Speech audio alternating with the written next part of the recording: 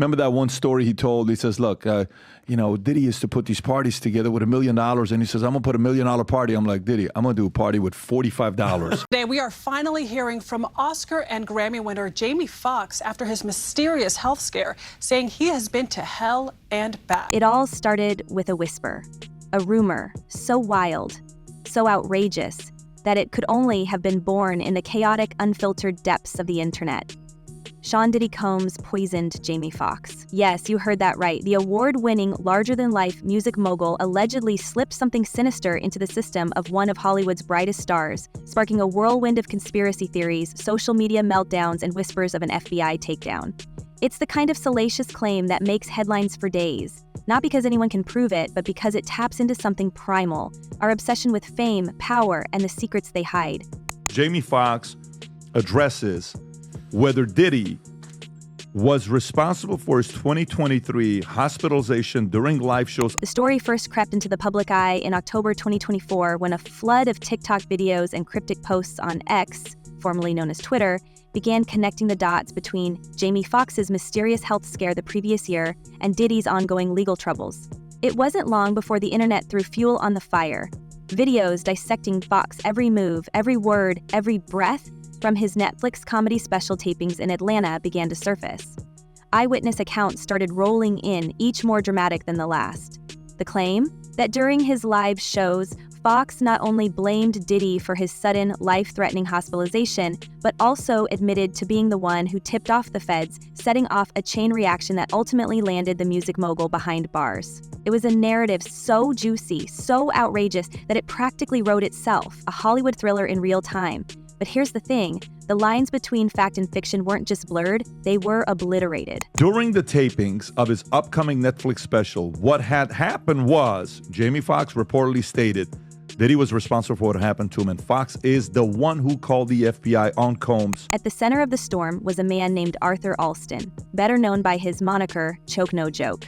A self-proclaimed industry insider, Alston claimed to have attended 2 of Foxx's live shows and said with complete conviction that Foxx had dropped the bombshell on stage. According to Alston, Foxx didn't just hint at Diddy's involvement, he flat out said it. Diddy was responsible for what happened to me, Foxx allegedly told the crowd, adding, "And I'm the one who called the feds on him." Alston insisted that Foxx wasn't joking, that this wasn't some elaborate comedic setup. Alston's claims were amplified when another attendee, a celebrity security guard known as Big Homie Cece, backed him up. In an on-camera interview, Big Homie took it a step further, stating that he knew Diddy had poisoned Foxx, and that it was Foxx's testimony that brought the mogul's alleged crimes to light.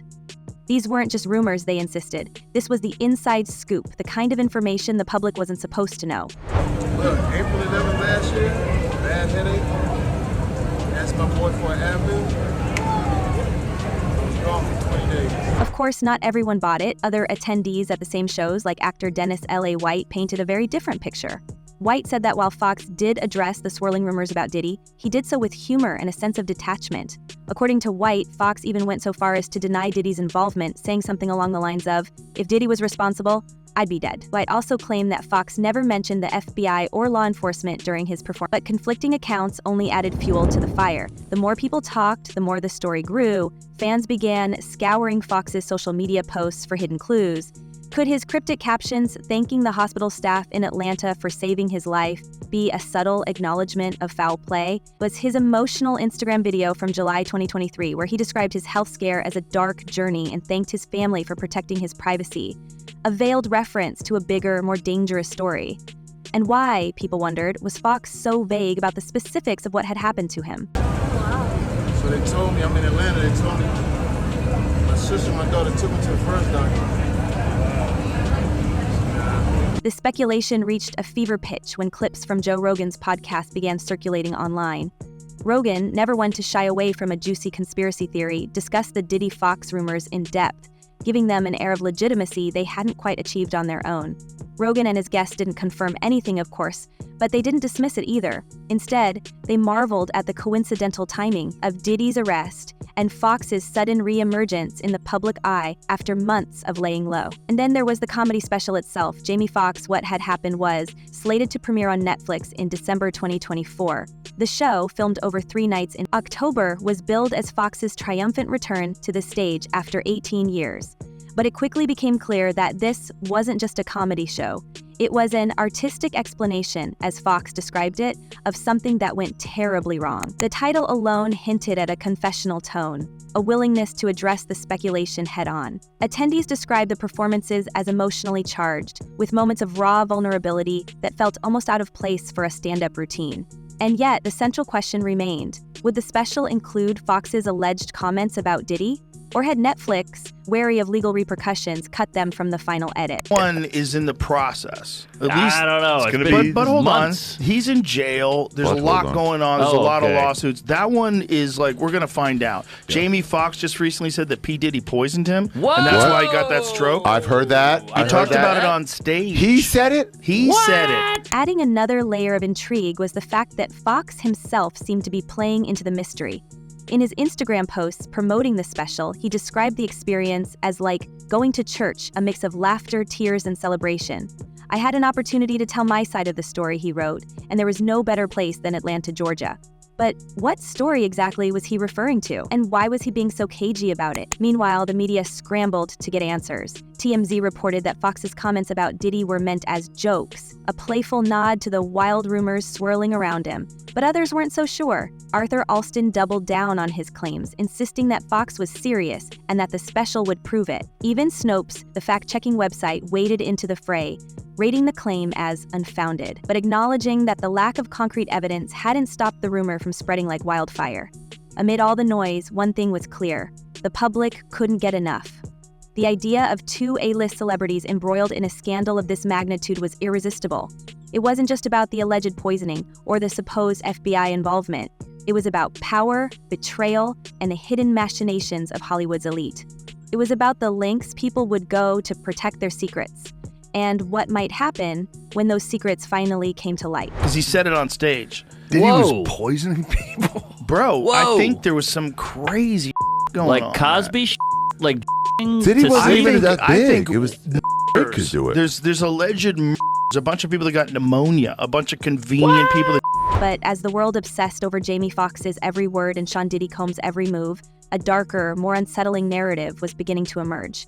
The rumors about Diddy weren't just about Jamie Foxx, they were part of a much larger story, one that stretched back decades and implicated the music mogul in a web of allegations far more disturbing than anyone could have imagined. And as the details began to surface, it became painfully clear that this was only the beginning. And just when you thought the Jamie Foxx saga couldn't get any messier, the spotlight pivots hard onto Sean Diddy Combs.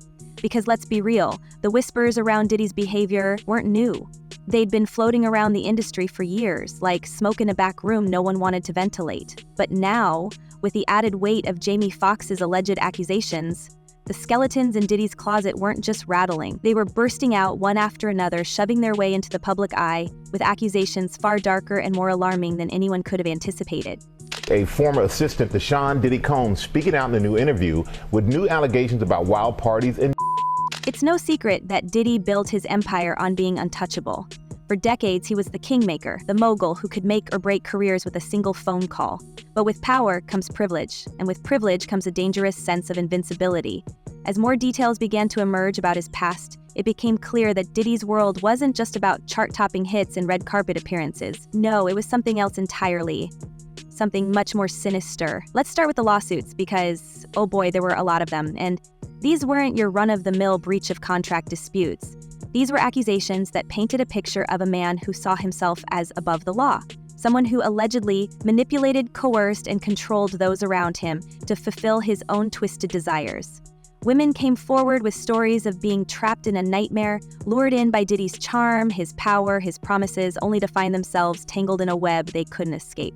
They described a man who demanded loyalty at all costs, who punished defiance with terrifying precision. And I know you said he explained all of the items that were involved in these Wild King nights. Did he mention who would participate as well? A lot of them were unknown to him. He did mention that a lot of the women were very, very young as 20, not underage, but certainly. But what's even more damning is the sheer scope of the allegations.